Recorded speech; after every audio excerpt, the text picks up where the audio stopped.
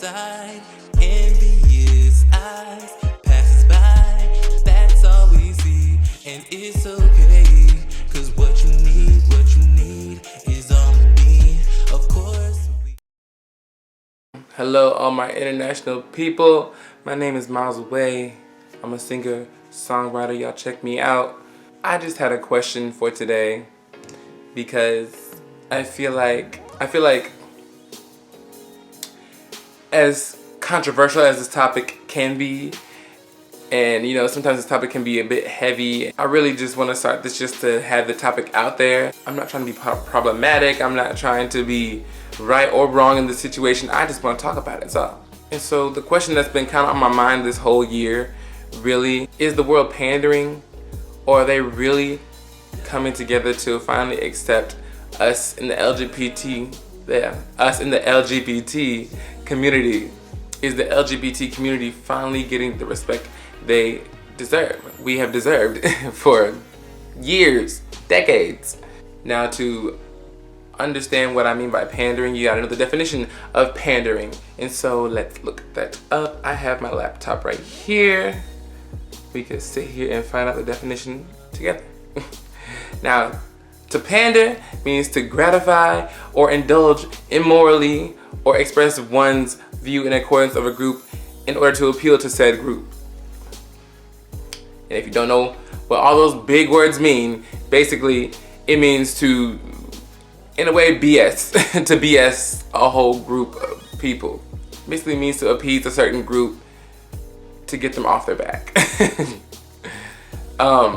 We see it in many different forms of media. The term pandering is normally used in the view of politics. Basically, for an example, Hillary Clinton, during her presidential bid, she was going around saying she has hot sauce in her bag. And that's, you know, obviously we all know that's a Beyonce quote.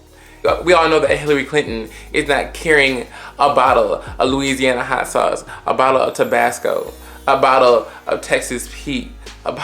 She's not carrying these things in her purse, in that pocketbook. She's not carrying it. Basically, you know, she's trying to get the black vote. Same thing happens in the the newscasters. You know, you see those viral videos of, you know, those uncoordinated newscasters of a certain demographic trying to do dances that were created by black people. You know, they're over here like woeing it up, and you know, and all this other stuff, and nay-naying and shit. Knowing damn well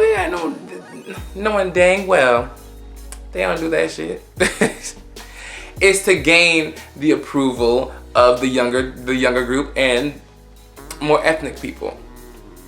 You know, to see like, oh yeah, we're hip, we're on y'all level, you know.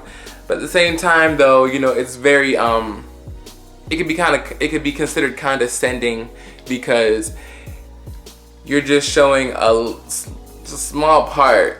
You're showing approval for a very small part to what the entirety of the group is. You know, it's not necessarily, you know, you want to show the nice, fun parts of it, but you don't really want to indulge into who we are truly in the community.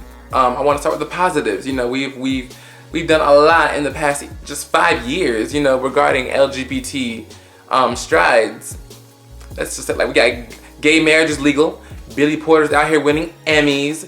MJ Rodriguez is the first trans woman to partner with Olay. Congratulations. Pose is a thing in general.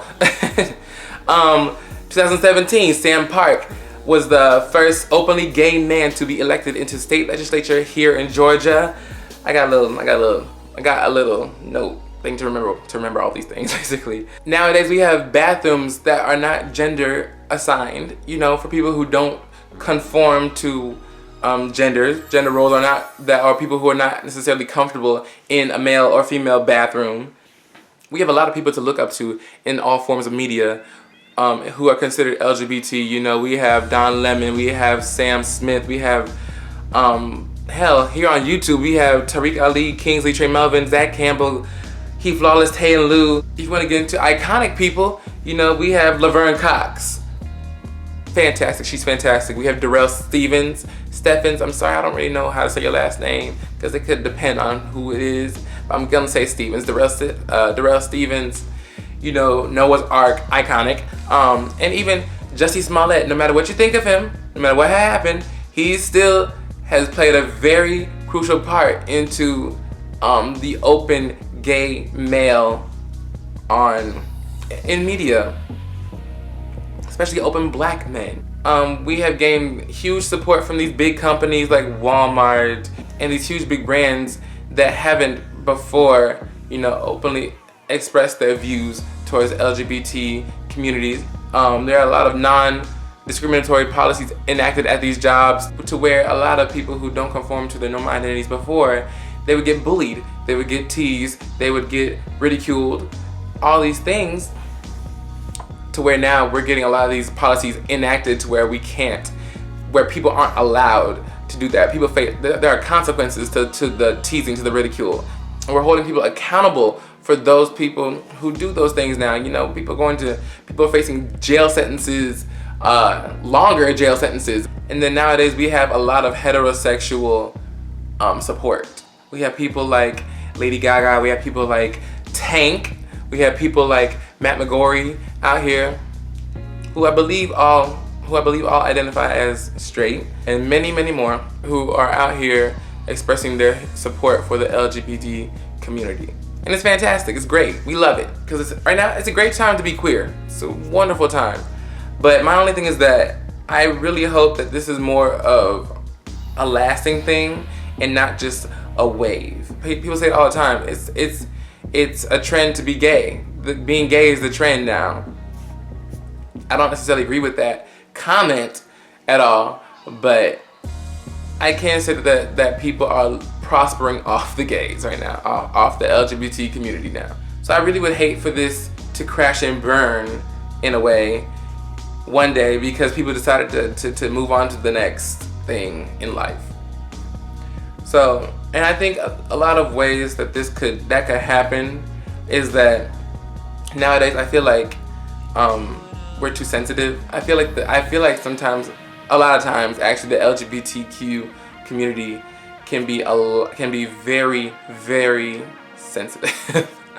Just like I feel like black folks can be sensitive sometimes.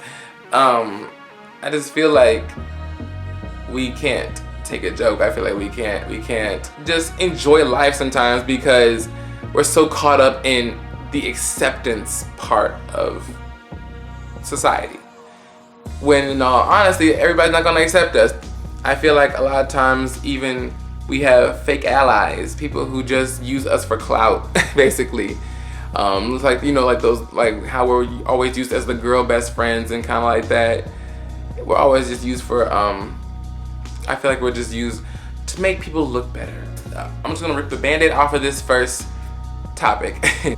So now, you know, I saw an article on Shade Room on Instagram, basically saying that Always was taking the female label off of feminine products to include the trans community. And I sit there and I think, wow, this is a great thing. People who were born female, whether they identify as trans men or non-binary, they can still have periods. And I think that's fantastic. I think it's great for the inclusion. But I can't help but think, is that a problem? Is that a problem at all? Is that a relevant problem to what we face today? I don't know if this was because of an uproar from the trans community or if it was because Always made that executive decision just based off of how they felt. I think it's good. I think it's a good thing to include, but I can't help but think, what's the point? What's the point? If this, honestly, in my own opinion, I kind of feel like if this was because of an uproar from the trans community, I have to ask the question: is it why? Why? Now, for example, I'm a cisgendered man. I can go out and buy my mother, my sister, my aunt, whoever. I could go buy them tampons and pads or whatever they need, you know, when they get on their dot. And I won't feel any type of way about, the cashier looking at me if they look at me or question why I'm buying them, because obviously they know it's not for me. So I can't help but think, what would be the problem in you as a trans person or a non-binary or someone who's non-binary to buy feminine products, even if it still has the female label on it? Because I'm 90% sure that nobody's really questioning why you're buying feminine products. People aren't going to question why you're buying menstrual pads and tampons and whatnot. I mean, because we all know why you are buying them. It's for somebody who's on their diet. I mean, whether it's you or somebody else, So, is that an insecurity? Is that an insecurity with others or yourself? Is it that serious? Basically. I mean, I would like to say that when Always was created and they initiated and they started putting the female label on the rapper, I don't think it was to say that this is only for women who were born women and nobody else can have this.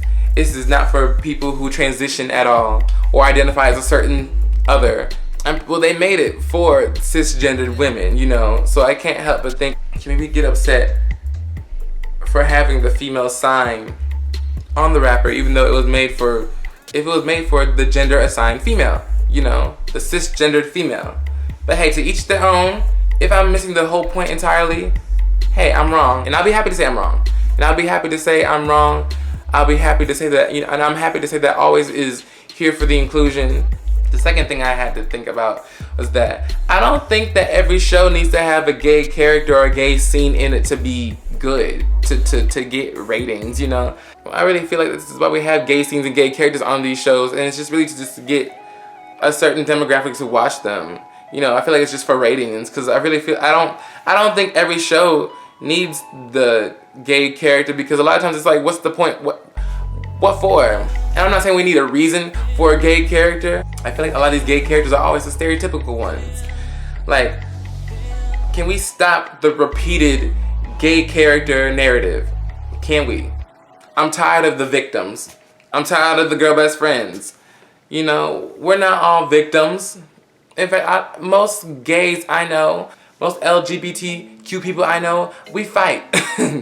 We fight. We're not afraid to hold back. We're not afraid to speak our minds. We're not afraid to throw hands. So I don't know where this victim mentality is late. This victim mentality is old news. We're no longer in that scope. We're no longer in that time period, This is not the 80s. This is not the 90s. And the whole gay best friend trope, that shit's old news too. A lot of times, the gays use these females nowadays. We don't necessarily let these females use us all the time. We're not always the gay best friends. We're not always the people who know how to dress and color coordinate and know how to beat face and do nails and shit, And if you do, and if you are that kind of gay, there's nothing wrong to that. There's nothing wrong to being that kind of gay, that kind of person, that kind of person in the LGBTQ community. There's nothing wrong with that. But it's just the whole genericness about it. It's old. We have so many layers to what being LGBT. We have so many layers into what being gay is, being bisexual, being trans, being lesbian. We have so many layers to that nowadays. And so many people to base stuff off of to still be labeled as the victim, as the best friend. Another thing I feel like is that we need to, as the LGBTQ community, we need to stop being so soft on these comedians. Like, I don't like the word faggot as much as I don't like the word nigger. I can learn to laugh at the word faggot like I can learn to laugh at the word nigger used in a comedic sense, Stop with the cancel culture. It's like in the past few years we've become so soft, and it's just not the LGBTQ community. It's the black community, it's the white community, it's the Asians, the Mexicans, the Hispanics. It's everybody's so fucking soft now. We can't ever take a fucking joke nowadays. And, you know, especially when it's used in a certain context, you know, if it's blatant, like, disrespect, then okay, yes, but we can't learn to take a joke now. Why are we canceling everybody just because of something we don't, just because you got your feelings hurt from a joke? Going back to when I said that the gay culture, the LGBTQ community, we have so many labels. As you can tell, I'm having trouble to keep saying LGBTQ plus. We have so many labels in the community. We got gay, pansexual, bisexual, transsexual. We have transgender. We have, I don't know. We have non-binary. We have so many. We have so many labels, and I'm only just barely grazing the cusp of them. And what I would just like for my LGBTQ plus brothers and sisters to understand that we need to stop. It's okay to identify as a certain way, however you want to identify, but we also need to understand that not a lot of people understand us. We have to understand that not a lot of people understand what we mean by pansexual and queer and bisexual and all these other things, you know, because a lot of times people don't, their scope of reality is very small, and it's okay to educate, but it's not okay to force at all. Stop forcing these people to identify you. Identify yourself. Like, these people who don't understand whether it's heterosexual or not, you know, even the homosexual world is their lenses are very tinted. Like, the whole forcing of labels upon somebody is late to me. And when in all reality, people shouldn't have to care what you identify as. You know, I get it. We all go have our different feelings about this whole situation, about how we identify and how we don't feel like we belong, and how we don't feel like we can how we have to conform to society. I get that. But if you feel the way you do, stand in it, but don't shove it down people's throats. Please don't, because it to me, it misses the point. It dismisses the whole point of it all. Live in your truth, own up and own up to it. Live in your truth and own up to it, and stand in it, walk in it. Just don't be mad when somebody in public calls you male or female. Don't be mad when somebody thinks that you're straight or that you're gay because of how you present yourself in society.